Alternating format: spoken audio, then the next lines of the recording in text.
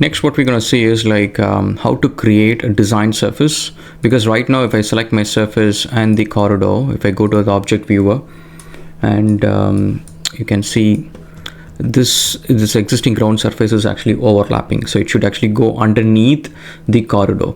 So to do that, what we need to do is like we need to create a surface which goes underneath the corridor, and then we have to use that to build a design surface, and then we have to use that surface so that way the natural ground surface will not interfere on top. Probably after that we'll just hide the natural surface. So we will actually see how to get this all done. All right, so first thing is like after you build your corridor, probably I'll save this files for you guys. So we already done corridors here, so I'll probably save this one for corridors custom. So this is the custom subassembly one, so you guys can access it to see the subassembly that we have here. And so now we're gonna create a surface for the bottommost link in the corridor. So now select your corridor, and then for this one we can actually go to the corridor properties.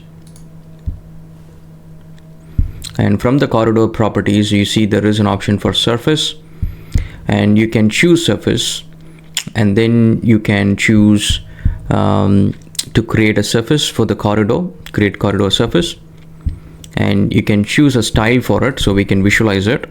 So I'm going to choose 2 meter interval contours, or probably 0.5, and render material you don't need to bother, and you can choose the links, and then you can go to datum links. So the datum links are basically the links in your subassembly with the bottommost links. So I'm going to click on add, and so that's done. So now I'm just going to click on apply and OK. So now you have created the corridor and the surface for it. But one thing we have to be aware is, so this surface is a triangulation surface. It doesn't know this is a corridor, this is a pipe, it doesn't know that. So all it does is basically it creates a surface based on the points that's available. So now it sees a point here, it sees another point here, it actually creates a triangle out here. So that's all it does. So now we need to create a boundary to make sure that the surface is clipped along with these edges. So to do that, so let's go back again. So corridor properties, and now we go to boundaries, and this is basically the surface, corridor surface that we have created. Now right click here, and we can choose add automatically, and then we can choose daylight. So that's basically the last line from the last daylight, so the last marker line. Okay, so I'm going to click on this. This is basically this line we are targeting. So that's the daylight line. So add automatically, and then click on daylight. And once it's done, again let's go and use it. We can use it as an outer boundary or hidden render and stuff. So it's an outer boundary, click apply, rebuild corridor, click OK. Okay, so now we know that it has been clipped. So now let's see, we select both of these and go to object viewer to make sure everything is correct. Okay, so we zoom in closer. So you can see the surface is like bit mixed up, I guess. Now if you see this one, the surface is actually going from here, and it actually goes up and down, and it's not actually following the bottommost lines. All right, so let's try and do a couple of more things. So we select the corridor, go to corridor properties, and then from here the surface, we see there is an overhang correction. So we can expand this one to see what's underneath. So we're targeting under datum, and this one we're going to force it to actually look for the bottommost links, because what is happening is we are asking him to target all the nodes which has got a code that datum. But sometimes, since we are having multi-lane which has got, let's say, base, sub base and things like that, and curb gutter, a lot of these elements might have a point which might be bit above but still called as a datum.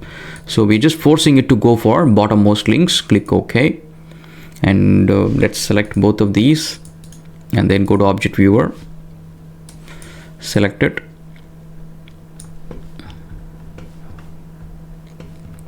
so now if you see, it has come correctly. So now it's actually going to the bottommost of the corridor.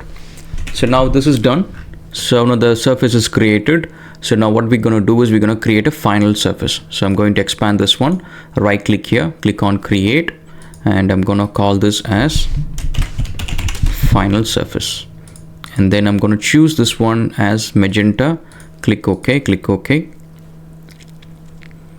And final surface, definition, and then you see edits, right click here, and then paste surface. I'm going to choose surface 1, right click here, paste surface, and then corridor surface, click OK. So now if I select the surface, the new surface, as I said, everything that you do in Civil 3D, make sure that you go to Object Viewer to check it. Now you can see the bottommost surface has been engraved into the natural surface. So now if I select the finished surface and then the corridor, we don't need the corridor surface, we need the corridor. So I select both. Hopefully I picked it. I don't know if I picked it. Okay.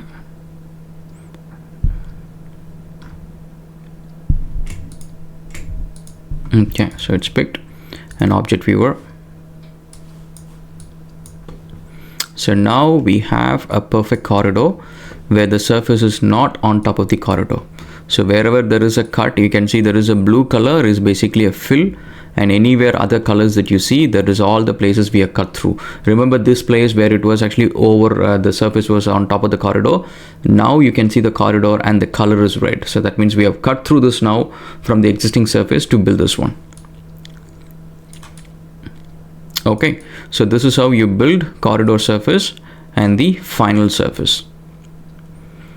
Okay, so we'll catch up again in another one, and we'll see how to create these slope patterns in the other lessons. All right, thanks guys, and cheers.